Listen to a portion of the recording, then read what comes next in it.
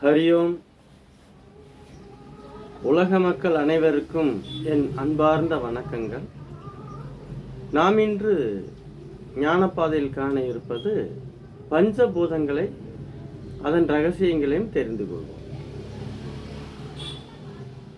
இந்த பஞ்சபூதங்களை இறைவன் படைக்கும் பொழுது அதில் வாழ்வதற்காக நிலம், நீர், நெருப்பு, காற்று, ஆகாயம் என பஞ்சபூதங்களையும் படைத்தான். இதில் 84 லட்சம் உயிரினங்களையும் படைக்கும்போது இயற்கை மற்றும் உயிரினங்கள், மனிதன் என எல்லாவற்றையும் சமமாகத்தான் அவர் படைத்திருக்கிறார். இதில் 84 லட்சம் உயிரினங்களில் வேறுபாடு எந்த உயிரினங்களையும் இயற்கையை மீறி எந்த வேலையும் செய்யவில்லை. ஆனால் மனிதன் மட்டும் ஞானம் என்ற ஒன்றை மறந்து மனம் போன போக்கில் வாழத் தொடங்கினான். அதனால் மனித வாழ்க்கை தடம் புரண்டு குழப்பம், கூச்சல், பயம், சந்தேகம் என பல சிக்கலில் சிக்கி தவிக்கின்றான். இவர்களுக்கு வாழ தெரியாமல் படைத்தவனையே குறை கூறுகிறார்கள்.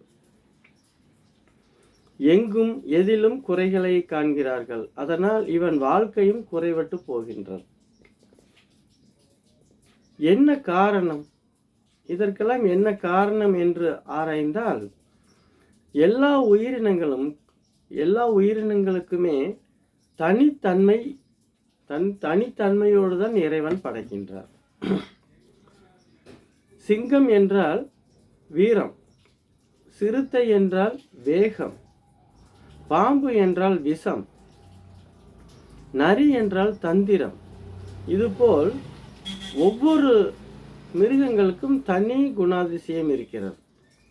அதேபோல் மனிதன் என்றால் ஞானம். இதை மறந்த மனிதர்கள் மற்ற உயிரினங்கள் செய்யும் அனைத்தையும் இவன் ஒருவனே செய்கின்றான்.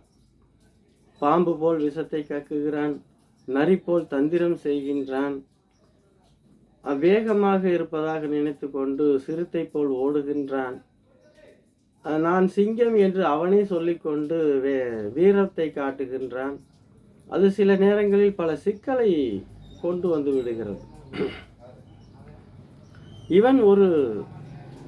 இவன் ஒருவனே அனைத்து காரியங்களையும் செய்யும் பொழுது வாழ்க்கையில் கூச்சலும் குழப்பங்களும் தான் மிஞ்சும்.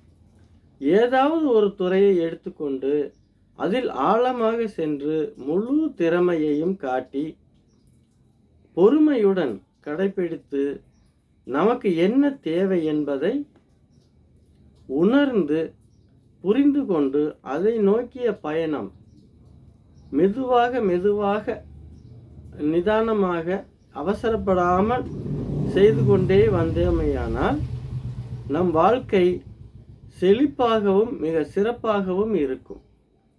இதை கடைபிடித்து பாருங்கள். நிச்சயமாக உங்களுடைய வாழ்க்கை மிக மிக சிறப்பாக இருக்கும்.